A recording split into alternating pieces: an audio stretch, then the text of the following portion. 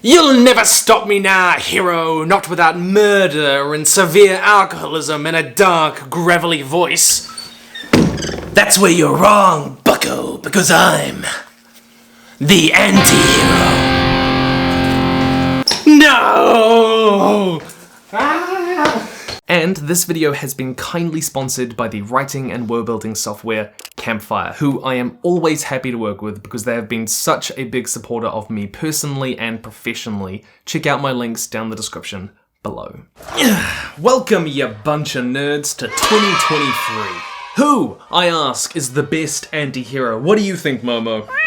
Anti-heroes have been all the rage for the last while, even when they've been terrible. Martha! And I'm putting on my inspector glasses because we're here to figure out why. They're fighting on the good side without those pesky little things, what do you call them, morals? No, they are heroes, but without the traditionally heroic characteristics. Or they do good things, but with a sprinkling of personal and moral complications along the way. Some of the most popular heroes of the last generation have been anti-heroes, and you can usually find them somewhere between their childhood trauma and the bottom of a whiskey bottle. They're mostly some mix of these three features. 1. They do good, but for less good reasons. Profit, revenge, or because it's the only game in town. Star Wars' Han Solo is the classic example, you know? He only does good at the start once there's profit in it for him, before he changes as a person. 2, and perhaps the most famous, they do good, but with less good methods. Violent, careless, the chaotic good. V for Vendetta sees our anti-hero brainwash, torture, and manipulate an innocent woman to make her the perfect weapon to bring down a fascist autocracy. But he also knows poetry, so it's 50-50 really. Or 3, they do good things, but face extreme inner demons that get in the way of them doing good. You know, characters like Jessica Jones, a depressed alcoholic with anger issues. And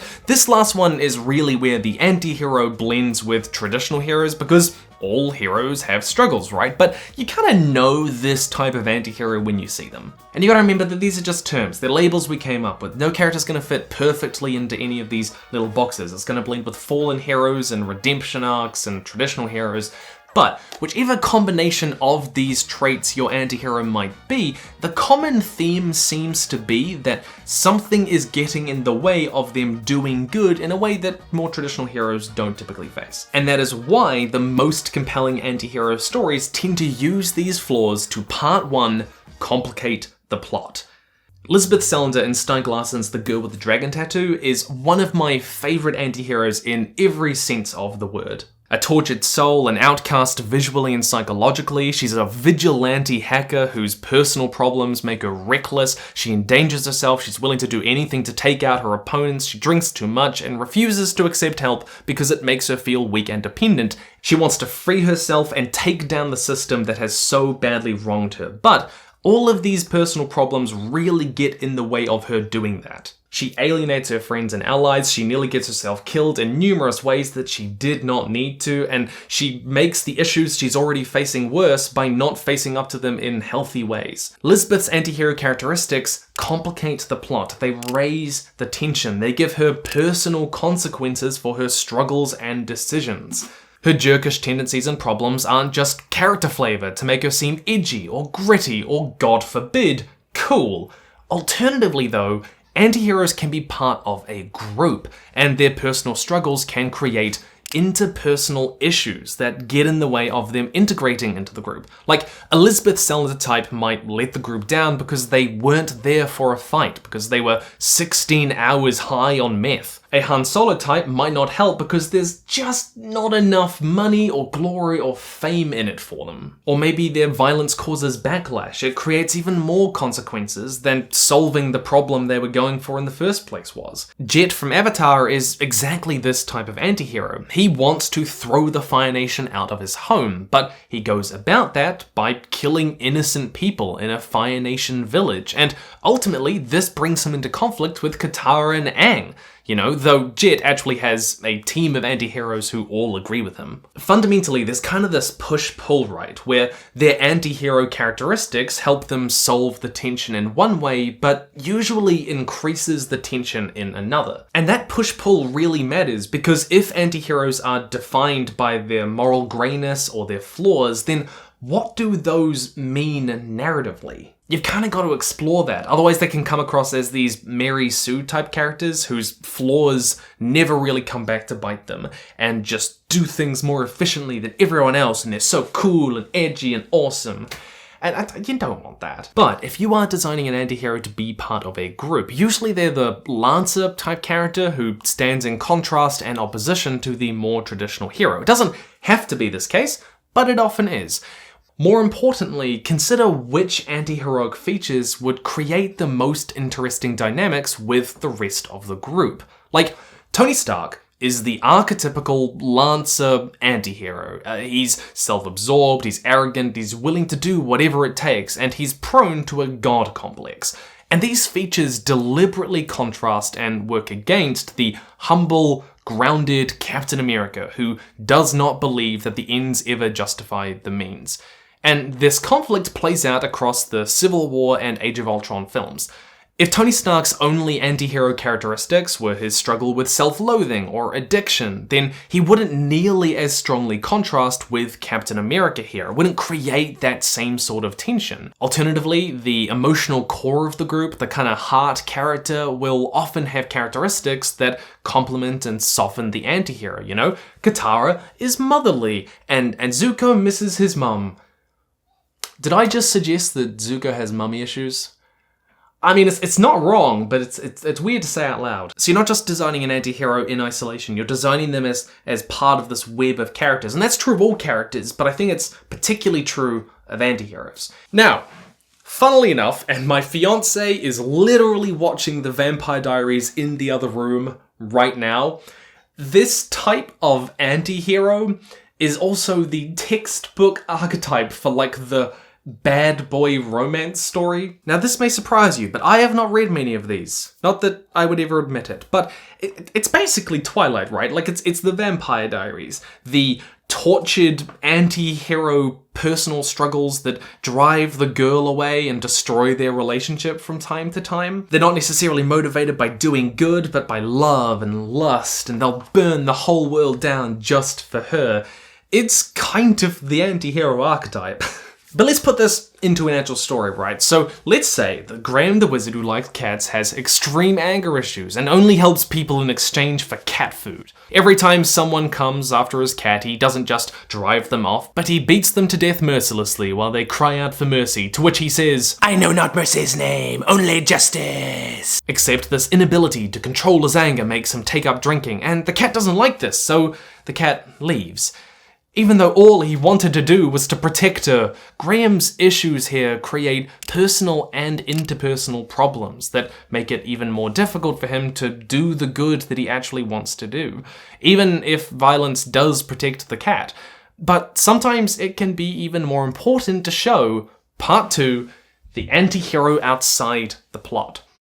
People often think about anti-heroes purely in terms of how they murder bad guys or good guys from time to time, you know, how their issues complicate the plot. But it can add a real depth to show them in a circumstance where they are perfectly functional and healthy, where their moral grayness or their flaws don't really interfere. It can really humanize them in a way as well. Something that doesn't have to do with their different motives or methods or their inner demons. Deckard from Do Androids Dream of Electric Sheep, the book that became Blade Runner, desperately wants a sheep, a flesh and blood animal, or at least one that he thinks is flesh and blood. V for Vendetta shows us a man who loves poetry and literature and architecture and makes Iggy in the basket. There is so much more to him than the fact that he tortures an innocent woman for months.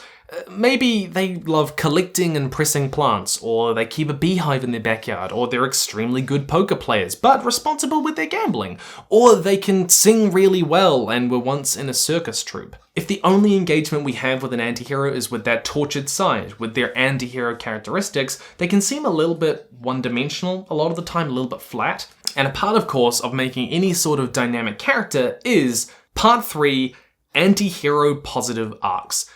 Character arcs can be positive, flat, or negative, and if an antihero has a positive arc, it will often be to do with them moving away from their anti-heroic characteristics to become something more of a traditional hero. Jessica Jones explores her struggles with alcoholism, anger, trauma following an abusive relationship, her isolation, self-loathing, and self-destructive tendencies, and her positive arc across the series is her learning to deal with personal issues in more healthy ways. Lisbeth's is about her learning to accept help. Han Solo's arc is one of him changing motivation, going from him doing good for less good reasons, for profit, to doing good because it's the right thing to do.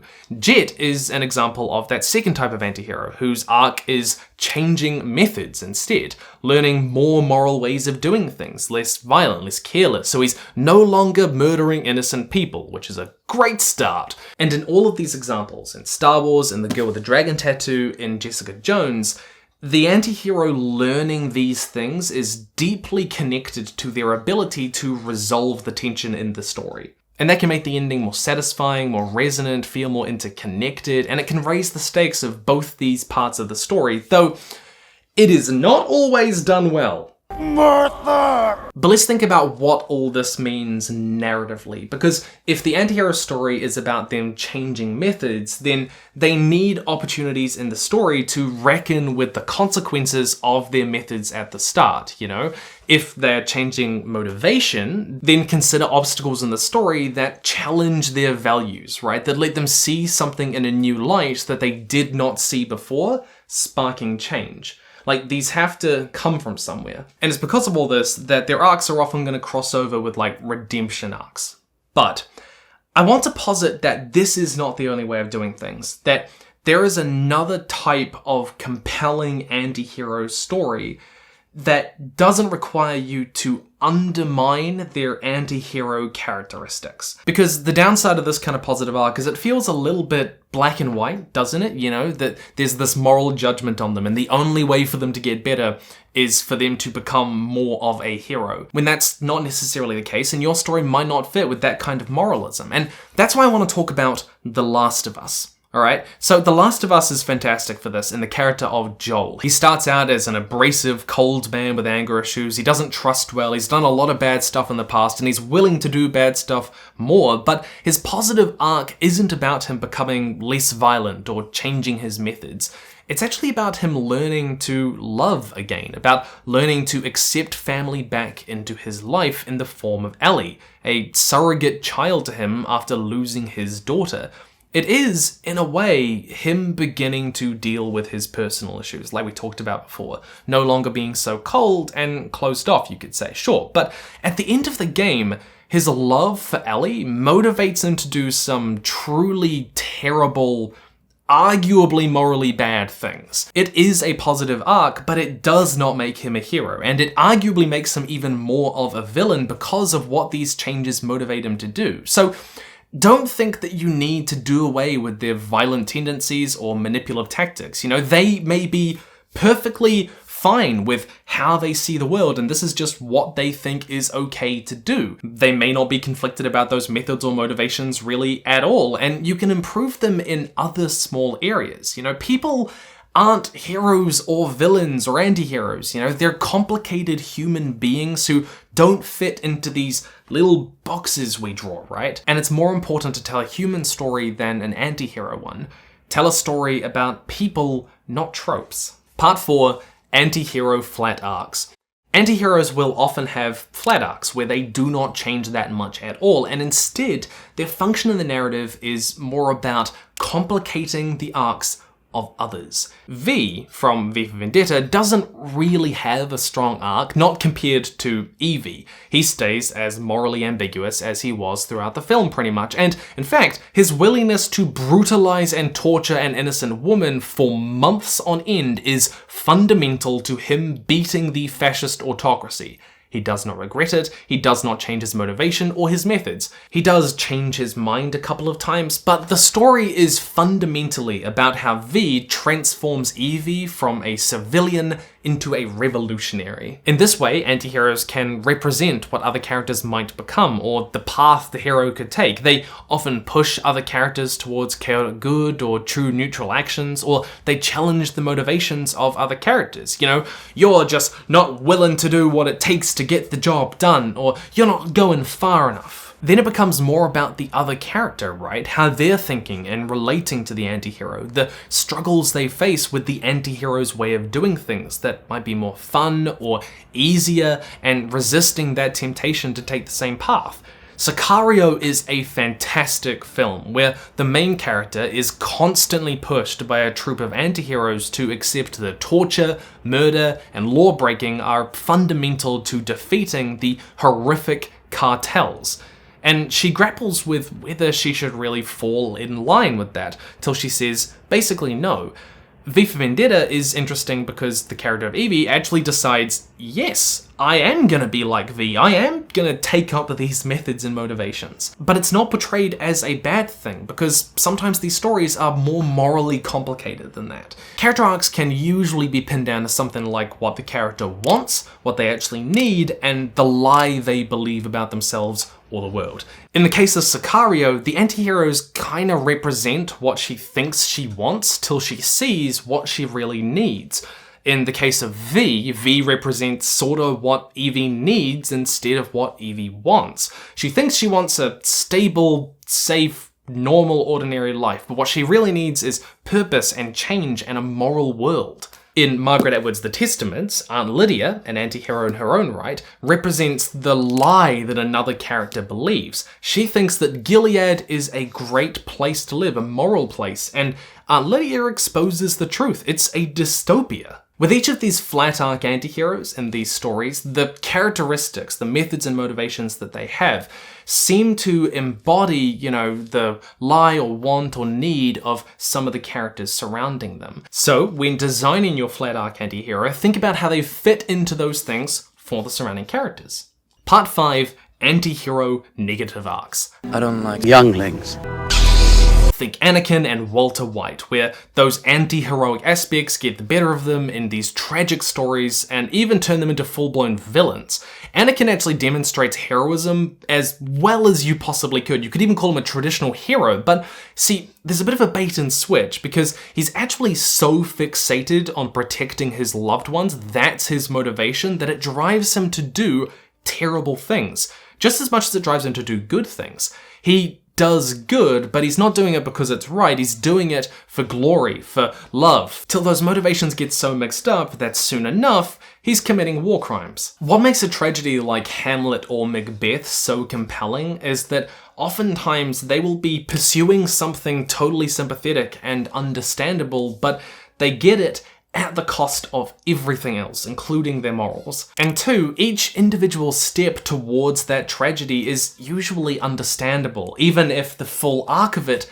isn't, you know, or at least until they've gone too deep that it's too far to go back, and suddenly it's just a downhill slope from there. I don't know why I slept on Breaking Bad. I haven't watched a show that fast in so long, but Walter White's story is this brilliant mix of, you know, his ego and making terrible decisions and understandable motivations and then bad intentions and his flaws and his mistakes and not having much of a choice.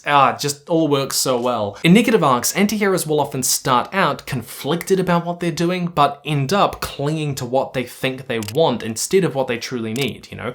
Anakin thinks he wants power because he thinks it's going to solve his problems, and Walter White thinks that he wants credit, fame, he wants to have a sense of control in his life, but these compelling negative arcs start with pretty understandable motives. Walter wants to leave money behind for his family when he dies. How can we not respect that? But how far does that go?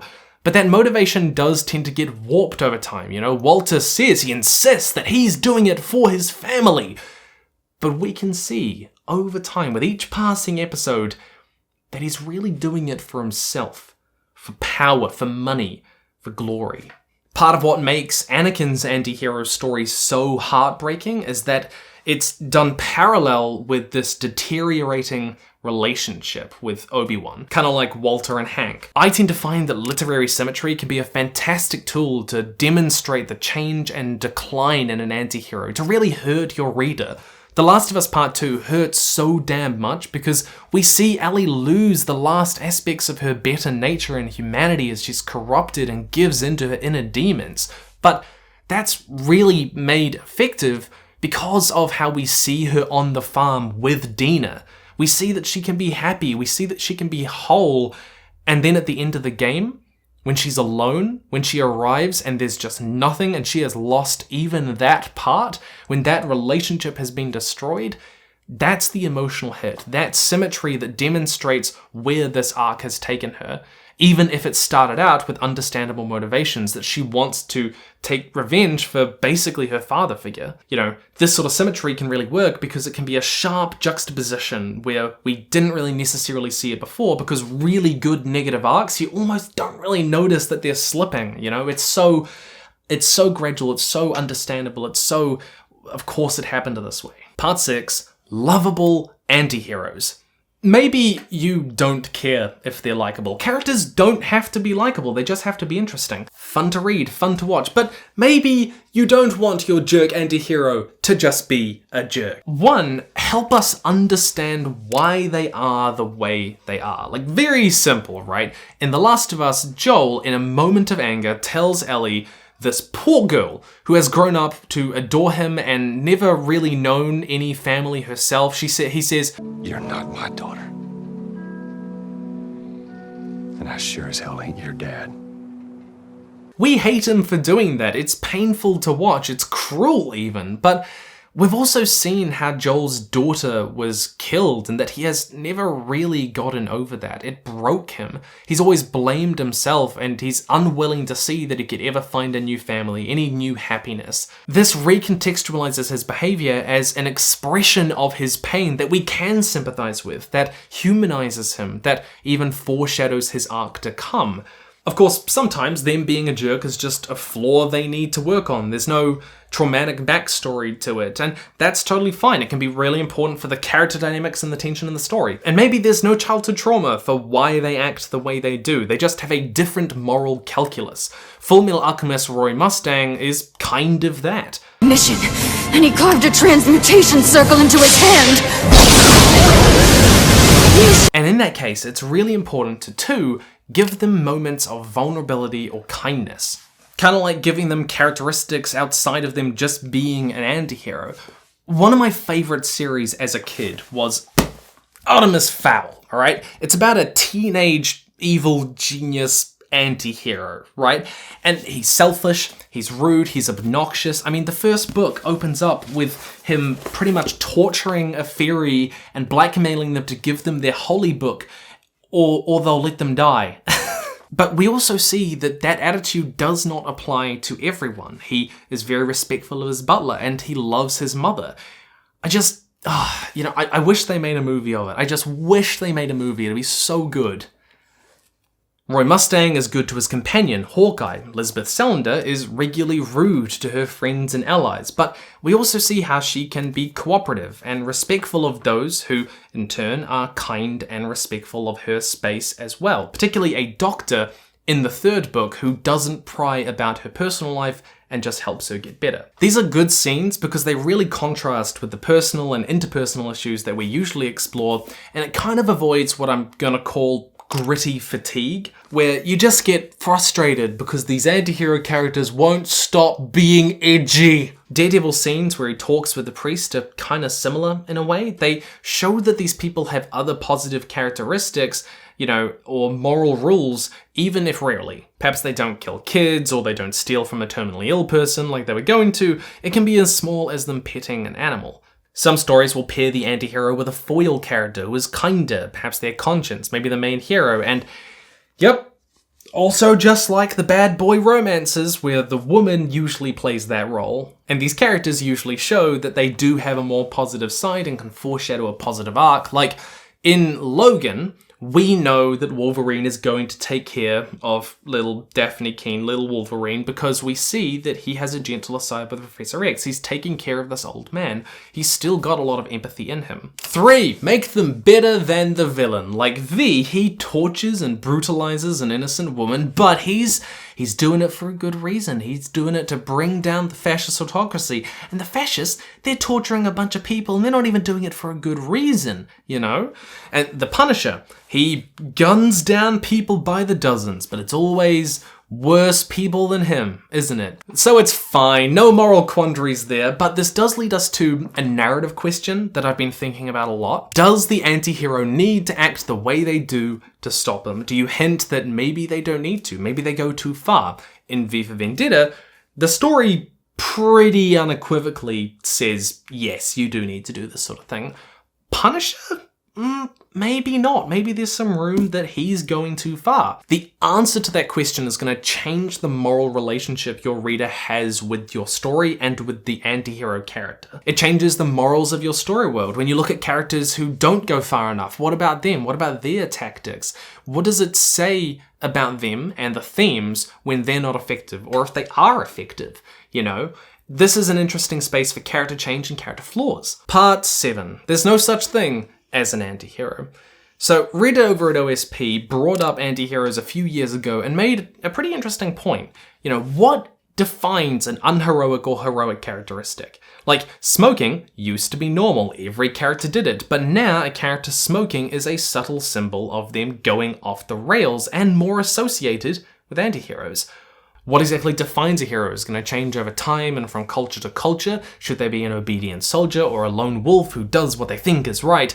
And remember, these are just boxes we have drawn around characters. Like, some people would not consider Iron Man an anti-hero at all, and that's okay. I try to take sponsors that I feel you guys will genuinely like, will actually be helpful. But not only does Campfire have a fantastic writing and world building platform, but I'm even happier to recommend them because I know it's run by good people. They have consistently supported our charity live streams every year and done a ton more. You can try it, by the way, totally for free, no obligation. That is awesome, and my link down in the description below. Campfire lets you create worlds and maps and timelines and plan out your stories and magic systems and organize all your world building, and more than that, write inside it, create, you know, a Bible for your story. But I think, genuinely, one of their best features is their character profile system. We've been talking about characters today. You can give them every detail you can imagine if you want it. Integrate it with a planned character arc, their place in the story, and if you're creating anti-heroes,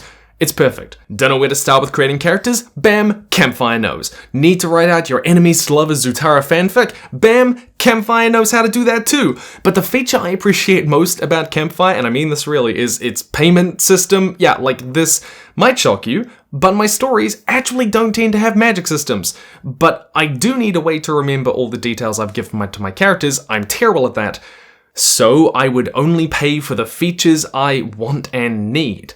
So I'll make you an offer you can't refuse. 1. You get one of the best writing and world building softwares in the world. 2. I get to make more of these videos and not worry about how many views they get. And 3. You support me and good people, and I know you want to be good people. The links are all below, you can try it for free. Go on, you deserve it, I know you do. Click the link. Summary with Momo the cat. She's here. She's going to point out all the summary things that really matter right over there. Number 1. Antiheroes usually have some combination of doing good things but facing extreme inner demons, doing good things with bad reasons, or doing good things with less good moral methods. Secondly, their unheroic characteristics typically increase the tension, either complicating their relationships with lovers or the team, or their ability to do good in the first place, as they grapple with their inner demons. Their struggles are often best designed to contrast with the other characters in the story. Thirdly, grit and edginess isn't necessarily more interesting than showing where they can be vulnerable and functional. Give them aspects outside of their anti-hero status.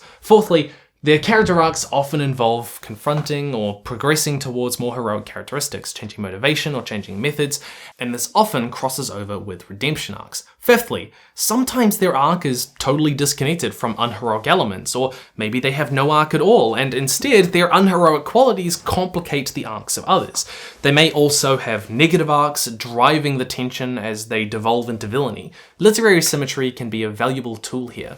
Sixthly, giving them relatable or sympathetic elements often helps. Help us understand why they make the decisions they do by showing us their emotions and experiences that underpin their actions. Give them a character, pet, or activity that demonstrates their capacity for more positive traits, and make them better than your villain. Unless you want to blur that line, of course. And that is anti-heroes. Who is your favourite anti-hero? Let me know down below. And if you haven't got it yet, pick up On Running World Building Volume 2. Thousands of you picked it up over Christmas. Thank you very much. Volume 3 is coming this year, and then we'll have like a trilogy of them. How cool is that? Anyway, stay nerdy, and I'll see you in the future. We both will.